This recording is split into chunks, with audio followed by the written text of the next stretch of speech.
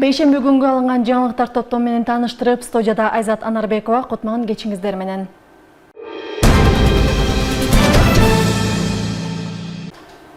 Бүбүра Кыдралиева катуу оорудан улам 96 жаш курагында дүйнө салды. Анын жакындарына президент Садыр Жапаров көңүл айтты. Өлкө башчы кыргыз каймактардан сөөгү жаткан Атабейиттин сырын ачкан. Бүбүра апанын дүйнө салганына кайрыганын жана быйыл Кара Кыргыз автономдуу облусунун түзүлгөндүгүнүн 100 жылдыгы белгиленип жаткандыгына, каза болгондугуна терең өкүнүүсүн билдирди.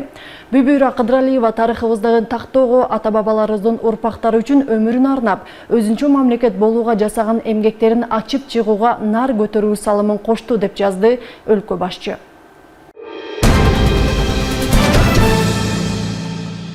Келечек салым балдар депозитинин жоосу бекитилди. Бул тууралуу Эмгек, социалдык камсыздоо жана миграция министрлигинин басма сөз кызматы билдирди.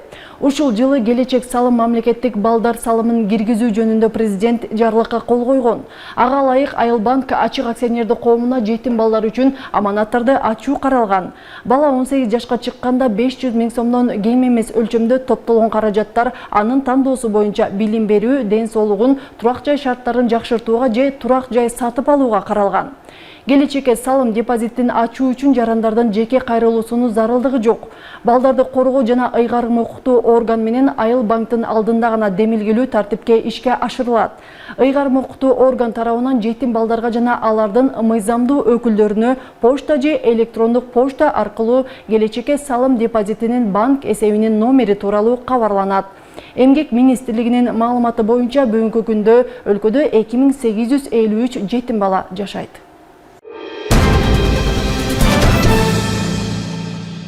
Кыргызстандын суу ресурстары, айыл чарба жана кайра иштетүү өнөр жай министрлиги тарабынан 2024 жылдын июль жана август айларына карата республика боюнча азык-түлүк куржунунун баасы мониторинг эсептеле чыкты. Азык-түлүктүн баасы көбүнчө жашылча жемиштер, сүт азыктары жана бакча өсүмдүктөрүнүн баалары өзгөргөндүгүн байкаса болот. 2024 жылдын июль айына карата азык-түлүк куржунунун баасын эске алуу менен республика боюнча жашоо минимумунун эсептей келгенде бир айда бир жаранга 7959 сомду түздү. Ал эми 24 жылдын август айына карай эсептелген жашоо минимуму 7722 сомду түздү. Бул өткөн айга салыштырмалуу 3,7% төмөндөгөндүгүн байкаса болот.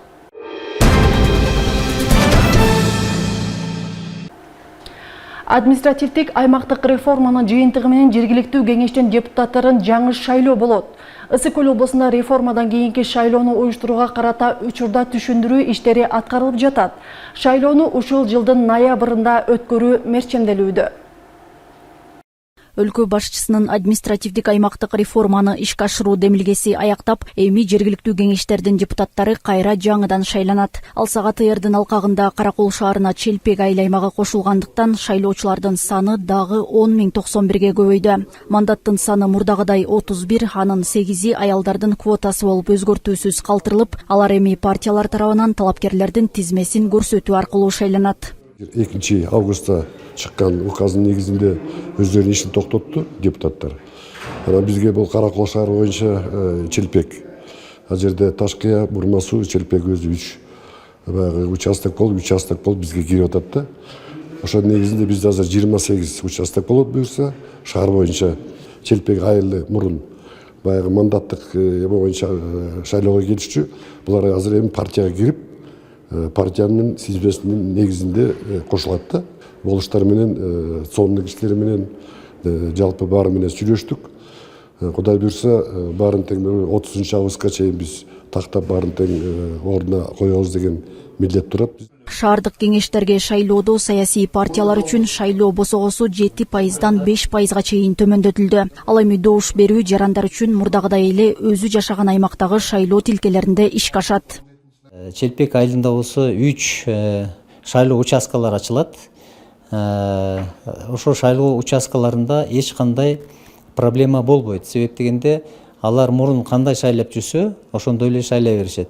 Ошол жана 3 участканы мурунку эле шайлап жүргөн жерлерин ачып беребиз буюрса. Ал жерлерде бүт шарттарын биз түзүп беребиз.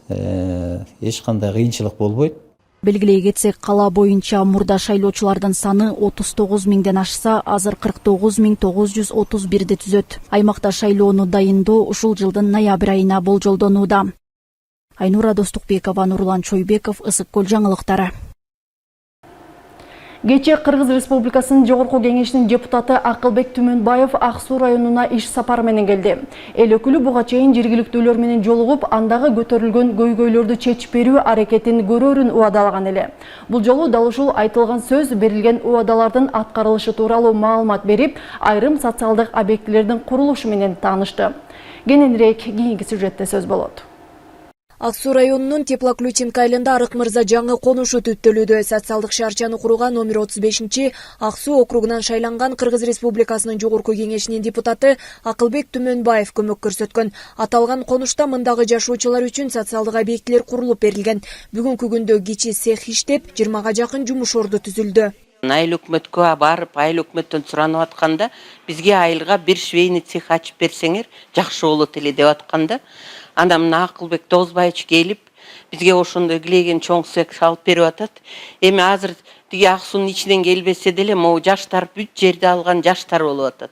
Ошо жаштар үйлөрүн салып бүтүп, кирип жашай баштаса, көп эле киши келип иштейт. Миңден ашык биз жер участкасын элдерге бөлүп бергенбиз. Андан сырткары 3 гектарды мамлекеттик ипотекалык компанияга бергенбиз. Бул жакка ушундай социалдык шаарчаны салышы өтө маанилүү болчу. Себеби бул жерде ушул жаңы конушта эртең буюрса инфраструктура керек. Бул жерде өзүңүздөр билесиздер, швейный цех, жыгачтарды иштетүүчү цех, ФАП, мечит деген жакшы мындай социалдык объектилер түштү. Бул биздин жаңы конушка абдан керек болчу.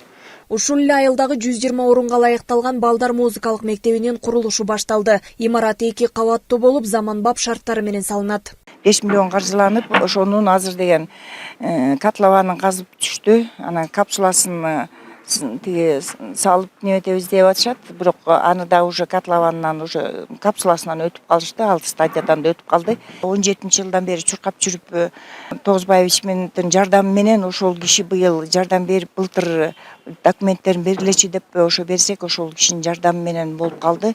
Райондогу жаңы мектепке муктаждык жогору болгон Жергез айылында 150 окуучуга ылайыкталган мектептин курулушу аяктады. Бул айылдагы эски мектеп 1970-жылы курулуп, пайдаланууга жараксыз деп табылган. 300дөн ашуун окуучуну батырып, 2 нөмөт менен билим берилип келсе, эми бул көйгөй артта калды. Жаңы курулган мектеп 2 кабаттуу, бардык шарттары менен талапка ылайык салынган. Кудай бурса мектеп салынып, былтыр апрель айында башталган. Быйыл сентябрь айында ушу ишке кирген турат. Мектеп толугу менен бүттү. Ичи жабдуулары толук камсыздалды.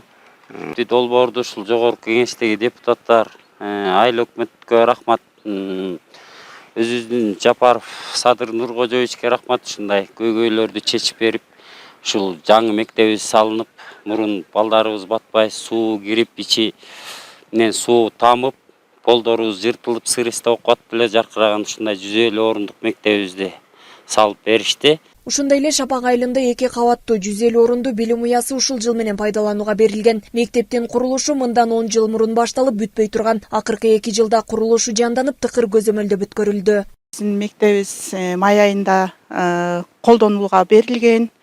Акылбек агабызга чоң рахмат. Андан тышкары бул мектептин ачылышына президентибиз Садыр Жапаров дагы мыкты колдоолорду көрсөттү. Баарына терең ыраазычылык билдиребиз. Буюрса биздин мектепте мыкты чыган инсандар чыгат деп ишенебиз. Жаңы билим уясына муктаж болуп келген Арилинная айылында дагы 150 орунду мектептин курулушу башталды. Учурда иш ыргагы жүрүп жатат. Келерки жыл менен пайдаланууга берүү пландалууда. Бизде Кудай буйрса мектебибиз салынып башталган. Акылбек Түмөнбаев депутатыбыздан жардамы менен акчалар убагында бөлүнүп, фундаменти куюлуп бүтүп, Кудай буйрса азыр экинчи этабына өтүп, кирпичи башталып атат, көрүп атканыңыздардай буйрса. Ал эми Жылдыз айылында дагы 125 орунду мектеп курулууда. 3 жыл мурун башталган билим уя бул күнгө чейин бүткөрүлбөй келген. Мектепти куруу үчүн акча каражаттары өз убагында бөлүнбөй жаткандыгын белгилешет. Курулушу жанданган мектеп келерки окуу жылында бүткөрүлөрү мерчемделүүдө. 128 миллион 987 миң бөлүнгөн. Акча бөлүнбөй калып, анан ушул биздин депутатыбыз Акылбек Тогузбаевич бул жакшы салым кошту да. Ошол акчаларын бөлдүрүп, өзү да 2-3 жолу келип, бияктан бияктын немесин таанышып көрүп, жакшы жардамдар берип атат да. Билим берүү тармагына жасалып жаткан инвестиция балдардын сапаттуу билим алуусун камсыздап өнүгүүгө шарт түзөт. Белгилей кетсек, Ак Суу районунда жалпы 6 мектеп, 4 бала бакча курулууда. Жанар Алмазбекова, Нурдин Урманбетов, Мадина Бакирова, Ысык Көл жаңылыктары. Чолпон Ата шаарында жүргөн селден кийин калыбына келтирүү иштери кызуу жүрүүдө. Учурда Чолпон Ата шаардык мэриясы селден жабыркаган жерлерди аныктап, каналдарды кеңейтип, жолдорду иретке келтирүүдө. Теманы аймактык кабарчыбыз Асел Тилек кызы улантат. Чолпон Ата шаарында 11-12 августта нөшөрлөп жааган жаандан кийин сел жүрүп, Чолпон Ата шаарындагы айрым үйлөрдү, Бостери жана Бакты Долоноту айылынын 2 көчөсүн, андагы үйлөрдү суу каптаган. 4 күн аралыгынан бери Чолпон Ата шаардык мэриясы жеринде селдин кесепеттерин жоюу иштерин кызуу жүргүзүшүүдө. Биз азыр бүгүнкү күндө ошо коркунучту жоюу максатында өзүбүздүн жарандык коргоонун техникаларын тартып, өзүбүздүн астыбыздагы муниципалдык ишканалардын техникаларынын жардамы менен чоң каналдарды каздыруу иштерин жүргүзүп атабыз. Жана ошондой эле турак жайлардын ичине өзгөчө кырдаалдар министрлигинин кызматкерлеринин жардамы менен жанакы ар кандай таштандыларды тазалоо иштерин жүргүзүп жатабыз. Селден жабыркаган Бакты Долонот айылындагы көчөлөр сүрдүрүлүп, жолдор оңдолуп, Чолпон Ата шаардын карамагындагы 2 айылдын сел өтүүчү каналдары мэрия тарабынан кеңейтилип, мэриянын тиешелүү адистери жабыркагандарга жакындан жардам көрсөтүп жатышат. Азыркы учурда Чолпон Ата шаарынын Чкалов кичи районунун түндүк тарабында сел алып өтүүчү каналды кеңейтүү иштери жүрүп жатат. Ушундай эле иштер Чолпон Ата шаар аймагында, Бостери айылында жана ошондой эле Бакты Долонот айылында сел отводдорду кеңейтүү иштери жүрүп жатат. Суу момундай болуп, маяка чейин болду да.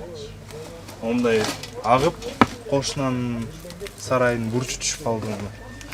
11-2 рет сел каптаган күнү ошому биздин үй жабыркады бир аз, кородон суу агып, жана бүт газондун үстүн каптап калды. Подвал 2 метр суу көтөрүлдү, каптап калды. Анан ошо каптаган күнү эле МЧС менен мэрия келип сурап, жардам берип кетишти. Анан кийин азыр каналды кеңейтүү иштери жүрүп атат.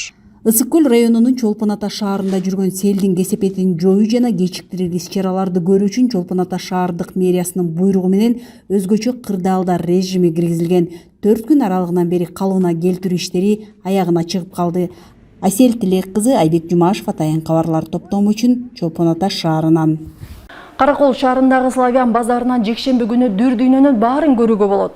Жайма базарга шаарга жакынкы айылдардан бери элдер келип, колдонбогон буюм тайымдарын жайып алып сатышат. Ал эми иш күндөрү бул базарга Жаныбек Курманбеков жана анын атасына башка кишини көрө албайсың. Алар таштандыга ыргытыла турган буюм тайымдарды кайра иштетип колдонууга жаратууда.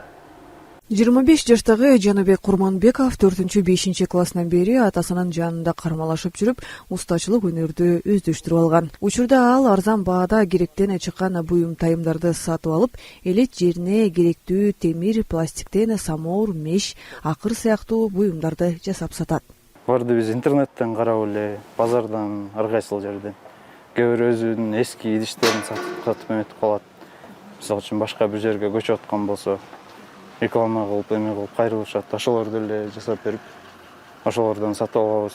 Эми элге баасы эмерээк болсун да, доступный болсун деп. Азыркындай непригодный бочкалар болот, тешилип калган.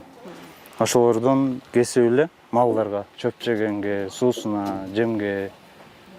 Мисалы үчүн малдар азыркындай пластмасс идиштерден жасалат.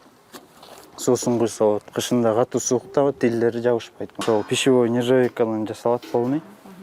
Бул жерине муздак суусу куюлат.